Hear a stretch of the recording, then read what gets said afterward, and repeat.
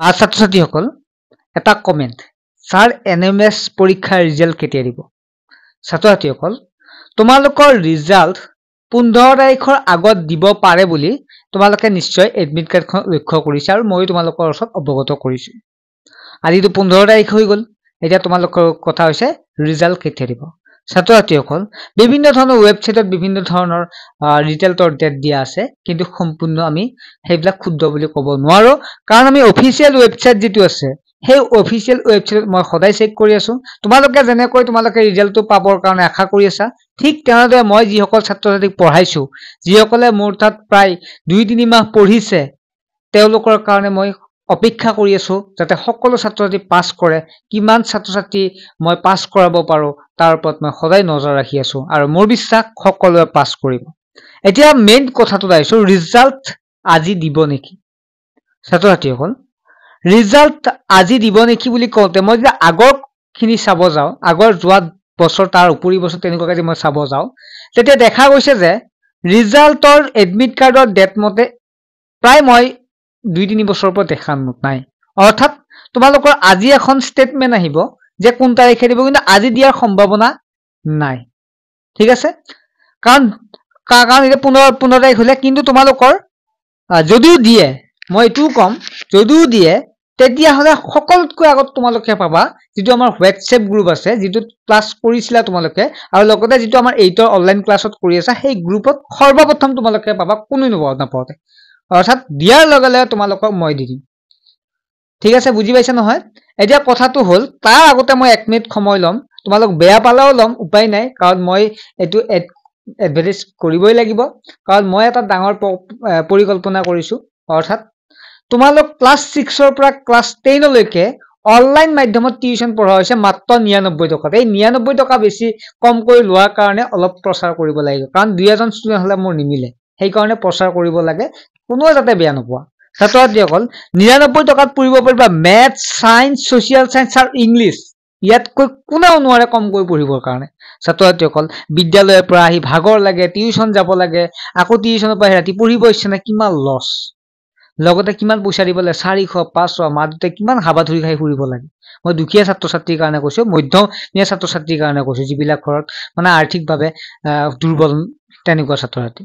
গতিকে তেনেকুৱা সুবিধা তোমালোকৰ মা দেউতাক খকাক দিয়াৰ কাৰণে তোমালোকক ভাল এটা ৰিজাল্ট কৰাৰ কাৰণে মই ওলাই আহিছো মই তোমালোকক কৰিম এতিয়া 8 আৰু 9 চলি আছে 8ত এতিয়া যদি কোনোবা যে 9ত লয় 8ৰ কাৰণে ফ্ৰী কৰি পঢ়িব পাৰিবা একেদিন যোৱাকালি এটা পৰীক্ষা হৈ গৈছে আমাৰ পৰীক্ষাবিলাকৰ কথা 9ৰ কাৰণে 8ৰ কাৰণে ফ্ৰী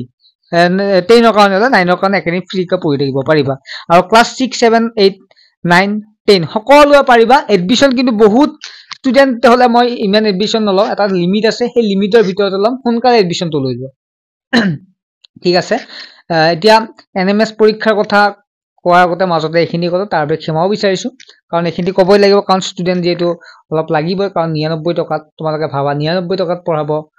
নোৱাৰি যদি কম ষ্টুডেন্ট হয় সেই কাৰণে মই অলপ এডভাৰটাইজ মাৰিব লগা হৈছে তাৰ বাবে ক্ষমা বিচাৰিছো এতিয়া কথাটো হল তোমালোকে যেটো WhatsApp নম্বৰ দেখা পাইছা তলত এই নম্বৰটো SMS কৰিবা তোমাৰ নাম ক্লাস আৰু ডিস্ট্ৰিক্ট দি দিবা ঠিক আছে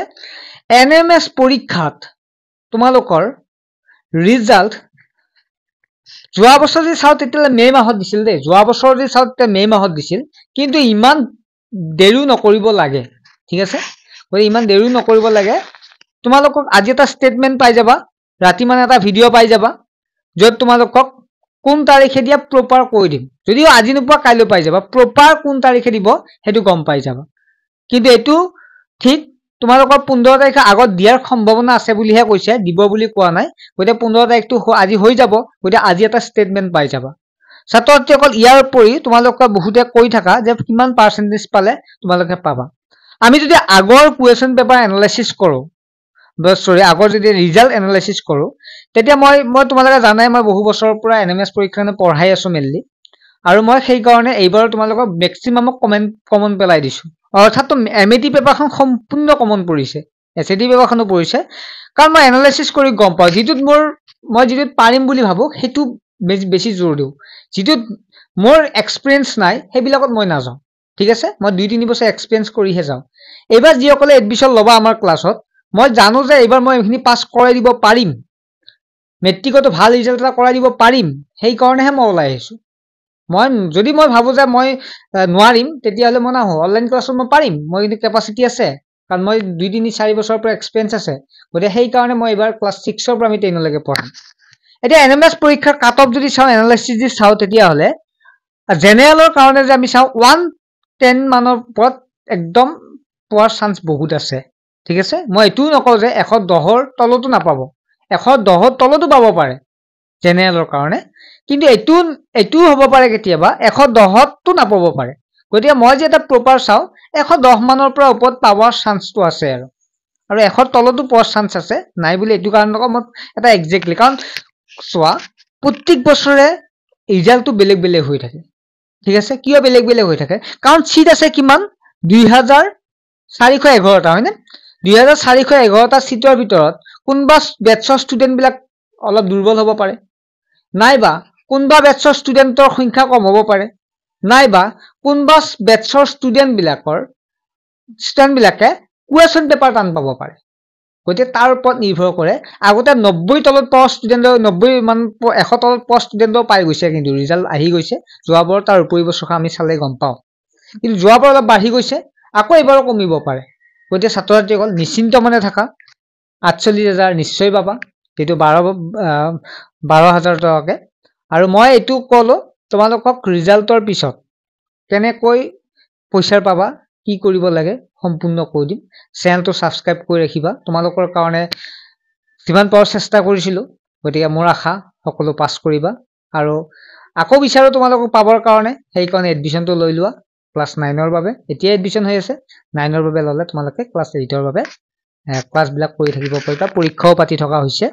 গতিকে আশা কেৱল তোমালোকক আগবঢ়াই নিয়া ষ্টুডেন্টৰ পৰীক্ষাটো বেছি কৰা যাতে সকলোকে এতিয়া যে 10 জনক পঢ়াইছো অহা বছৰ 20 জনক পঢ়াব পাৰো তাৰ উদ্দেশ্য কৰি মাজে মাজে এডভাৰটাইজ দিব লগা হয় মানে ক'ব লগা হয় তাৰ বাবে ক্ষমা বিচাৰিছো বাই